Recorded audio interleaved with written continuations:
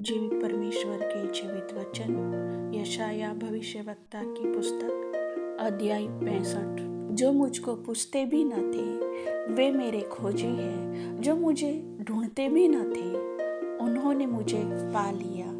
और जो जाति मेरी नहीं कहलाई थी उससे भी मैं कहता हूँ, देख मैं उपस्थित हूँ। मैं एक हठीली जाति के लोगों की ओर दिन भर हाथ फैलाए रहा, जो अपनी युक्तियों के अनुसार बुरे मार्गों में चलते हैं। ऐसे लोग जो मेरे सामने ही बारियों में बलि चढ़ा चढ़ा कर और ईंटों पर धूप जला जला कर मुझे लगातार क्रोध दिलाते हैं। ये कब्र के बीच बैठते और छिपे हुए स्थानों में रात बिताते, जो सूअर का मांस खाते और घृणित वस्तुओं का रस अपने बर्तनों में रखते, जो कहते हैं हट जा, मेरे निकट मत आ, क्योंकि मैं तुझसे पवित्र हूँ। ये मेरी नाक में धुएं व उस आग के समान है जो दिन भर जलती रहती है। विद्रोहियों को डर। देखो, यह बात मेरे सामने लिखी हुई है। मैं चुप न रहूंगा, मैं निश्चय बदला दूंगा, वरन तुम्हारे और तुम्हारे पुरखाओं के भी अधर्म के कामों का बदला तुम्हारी गोद में भर दूंगा, क्योंकि उन्होंने पहाड़ों पर धूप जलाया और पहाड़ियों पर मेरी निंदा की है। इसलिए मैं यहोवा कहता हूँ कि उनके पिछले कामों के बदले को मैं इनकी गोद में तौल कर दूंगा। यहोवा यह कहता है, जिस भांति दाख के किसी गुच्छे में जब नया दाख मधु भर आता है, तब लोग कहते हैं उसे नाश मत कर, क्योंकि उसमें आशीष है। उसी भांति मैं अपने दासों के निमित्त ऐसा करूंगा कि सभी को नाश न करूंगा। मैं याकूब में से एक वंश और यहूदा में से अपने पर्वतों का एक वारिस उत्पन्न करूंगा। मेरे चुने हुए उसके वारिस होंगे और मेरे दास वहां निवास करेंगे। मेरी प्रजा जो मुझे ढूंढती है, उसकी भेड़ बकरियां तो शारोन में चरेंगी और उसके गाय बैल आकोर नामक तराई में विश्राम करेंगे।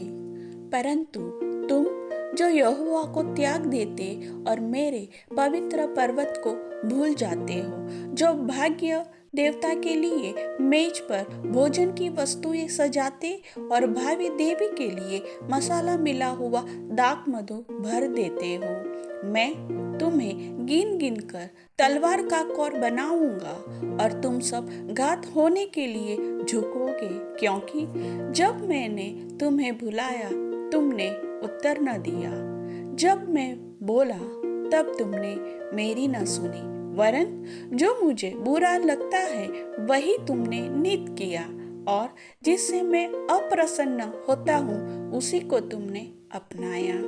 इस कारण प्रभु यहोवा यह कहता है, देखो मेरे दास तो खाएंगे पर तुम भूखे रहोगे, मेरे दास पिएंगे पर तुम प्यासे रहोगे, मेरे दास आनंद करेंगे पर तुम लज्जित होंगे।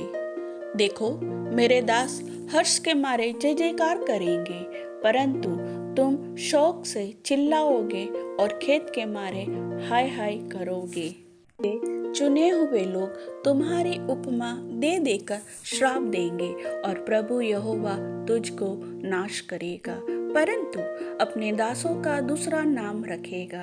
तब सारे देश में जो कोई अपने को धन्य कहेगा वह सच्चे परमेश्वर का नाम लेकर अपने को धन्य कहेगा, और जो कोई देश में शपथ खाए वह सच्चे परमेश्वर के नाम से शपथ खाएगा, क्योंकि पिछला कष्ट दूर हो गया और वह मेरी आंखों से छिप गया है।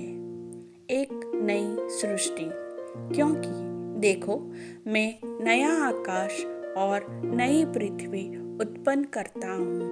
पहली बातें स्मरण न रहेंगी और सोच विचार में भी न आएगी, इसलिए जो मैं उत्पन्न करने पर हूँ उसके कारण तुम हर्षित हो और सदा सर्वदा मगन रहो, क्योंकि देखो मैं यरूशलेम को मगन और उसकी प्रजा को आनंदित बनाऊंगा। मैं आप यरूशलेम के कारण मगन और अपनी प्रजा के हेतु हर्षित होऊंगा। उसमें फिर रोने या चिल्लाने का शब्द न सुनाई पड़ेगा। उसमें फिर न तो थोड़े दिन का बच्चा और न ऐसा बूढ़ा जाता रहेगा जिसने अपनी आयु पूरी न की हो, क्योंकि जो लड़कपन में मरने वाला है वह 100 वर्ष का होकर मरेगा, परंतु पापी 100 वर्ष का होकर श्रापित ठहरेगा।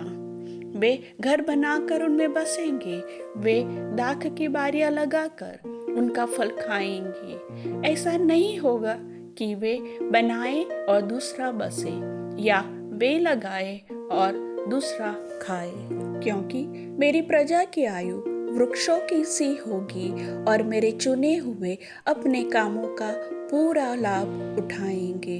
उनका परिश्रम व्यर्थ न होगा, न उनके बालक घबराहट के लिए उत्पन्न होंगे, क्योंकि वे यहोवा के धन्य लोगों का वंश ठहरेगा और उनके बाल बच्चे उनसे अलग न होंगे। उनके पुकारने से पहले ही मैं उनको उत्तर दूंगा और उनके मांगते ही मैं उनकी सुन लूंगा। भेड़िया और मेमना एक संग चरा करेंगे और सिंह बेल के समान भूसा खाएगा और सर्प का आहार मिट्टी ही रहेगा। मेरे सारे पवित्र पर्वत पर न तो कोई किसी को दुख देगा और न कोई किसी की हानि करेगा।